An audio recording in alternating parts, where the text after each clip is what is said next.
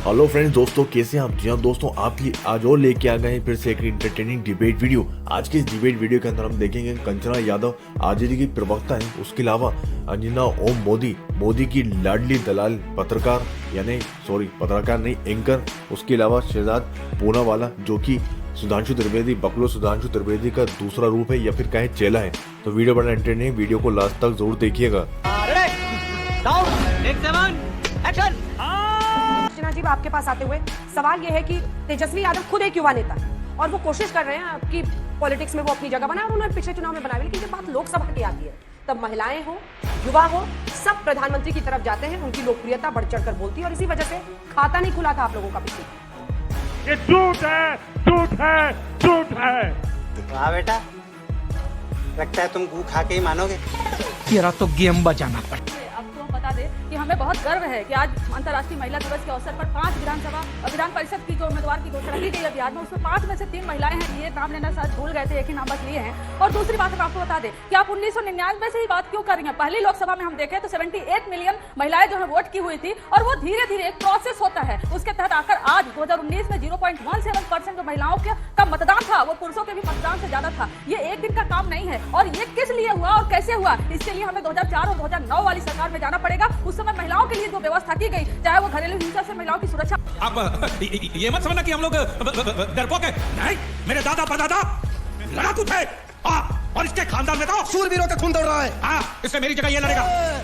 नियम हो, चाहे जननी सुरक्षा योजना हो, चाहे इंदिरा गांधी मातृत्व योजना हो, चाहे कस्तूरबा गांधी विद्यालय योजना हो, चाहे कार्यस्थली पर महिलाओं का यौन उत्पीड़न रोकथाम का अधिनियम हो और चाहे निर्भया अधिनियम हो, ये सारे और खासकर राइट टू एजुकेशन का जो एक्ट है उससे महिलाओं को। एक सेकंड आपको टोक रही हूँ कंचना जी, एक सेकंड। इसका श्रेय कम से कम आप लोग मत लीजिए। कोई राजनीतिक पार्टी, ना बीजेपी ले, ना कांग्रेस ले, ना आरजेडी ले, ना कोई और ले, कि महिलाएं ज्यादा वोट करने आ रही है तो किसी राजनीतिक पार्टी या किसी सरकार की वजह से है, क्योंकि उसी दौरान निर्भया कांड भी हुआ था। महिलाओं को ये लगा कि उनकी आवाज सिर्फ उनके वोट के जरिए देश की संसद में पहुंचेगी, इसलिए वो बाहर निकली हैं। अनेकों वजह है, महिलाएं अपनी वजह से निकली हैं। इसका श्रेय कोई मत लीजिए, मैं आपसे रिक्वेस्ट कर रही हूँ। अच्छा, हमको सिखा रिया है।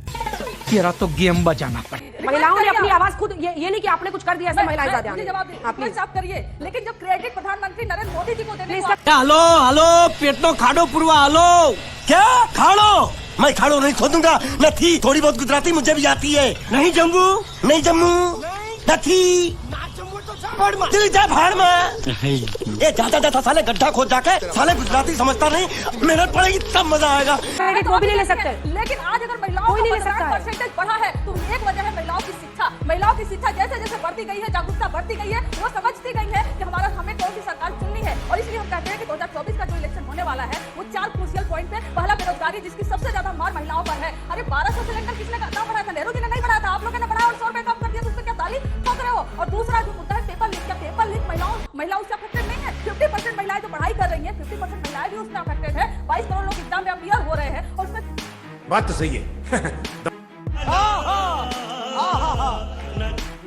यही नहीं, अभी और सुनिए। पेपर लीक हो जा रहा है। ये जो समस्या, दूसरा जो सेफ्टी का, इन्होंने खूब तार ठोका था सेफ्टी का, लेकिन अपने प्रधानमंत्री के इलाके आईटीबीपी में नहीं बताएंगे कि एक लड़की के साथ इनके 3 पदाधिकारियों ने गैंग रेप किया और उसके बाद फिर 2 महीने तक वो चुनाव प्रचार में मध्य प्रदेश में रहे। उस पर ये बात नहीं करेंगे और पहुंच जाएंगे कहा इस देश में महिलाओं, किसी भी महिला पर अत्याचार हो, किसी भी पार्टी के, इंक्लूडिंग माई पार्टी, अगर वो अत्याचार करता है, वो अपराधी है, उसको सख्त से सख्त उचित कार्रवाई उस पर करनी चाहिए। लेकिन ये तो बंटवारा मत करिए, संदेश खाली में ऐसा हुआ। अरे क्या बनारस में नहीं हुआ, कानपुर में नहीं हुआ, हाथरस में नहीं हुआ, कठुआ में नहीं हुआ? आप लोग अपनी जो है कि इलाकों में क्यों नहीं गिरते? हम तो अपने इलाकों में ये धोखा, ये कैसे नाम देते हो? आदमी को औरत का नाम देते हो। थोड़ा सा नाइंसाफी, मैं नहीं रहूंगा इसके साथ। हमारे यहाँ जो हो रहा है उसको उस पर कार्रवाई होनी चाहिए, ये बर्दाश्त के लायक नहीं। इसलिए हम कहते हैं कि चुनाव जो महिलाएं हैं बहुत समझदार हैं, तो किस लिए देना है और किसको देना है। उन्होंने प्रधानमंत्री नरेंद्र मोदी जी पर अपना विश्वास जताया था, 2014 से जताया था, लेकिन वो पूरी तरीके से फेल हो चुका है और ध्वस्त हो चुका है। अब्दुल बारी सिद्दीकी पर भी मैं चाहती हूँ कि आप 2 लाइन बोलें, क्योंकि उनको नॉमिनेट किया गया है तो कुछ तो आप में हुनर देखा होगा उनमें, जो कहते हैं कि अब ये नारी शक्ति वंदन अधिनियम आने से लिपस्टिक लगाने वाली पहुंचेगी संसद। देखिए, मैं उनको उस बात को नहीं डिफेंड कर रही, वो तरीका गलत हो सकता है, लेकिन वो कहने का मतलब नहीं। अच्छा, आप ठीक होता नहीं, आप नहीं, मेरी बात आप इस पर कहिए कि उनका जो कहने का मतलब था, जो पिछड़े समाज की महिलाएं हैं, जो गांव देहात में रहने वाली महिलाएं हैं, जो अनएजुकेटेड महिलाएं हैं, जो मार्जिनल महिलाएं हैं, उनकी भी भागीदारी बढ़ाओ और ओबीसी को अलग से कोटा दो। ओबीसी कोटा को लेकर उनकी बात कही गई थी, इतना तोड़ फोड़ कर आप लोग मीडिया में पेश मत करिए। और खासकर तुम्हें शर्म है? कुछ शर्म आया है? जो है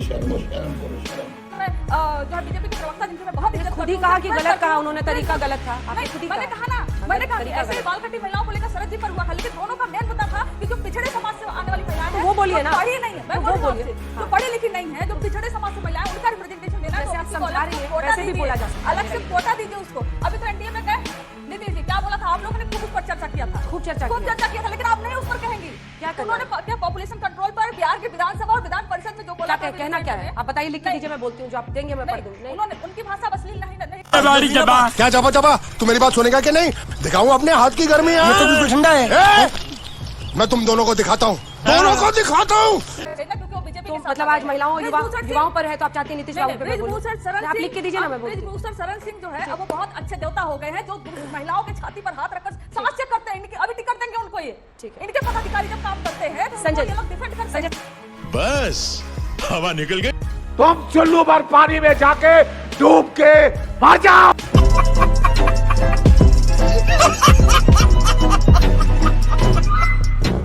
जी हाँ दोस्तों, तो आज के इस प्यारे से डिबेट वीडियो के अंदर आपने देखा कि कंचना यादव ने किस तरह से दलाल मोदी की प्यारी लाडली अंजनाओं कश्यप और तहसीन पूनावाला यानी सुधांशु त्रिवेदी जी का जो है बकलोल दूसरा रूप है, कॉपी है, उन दोनों को ही पेल डाला।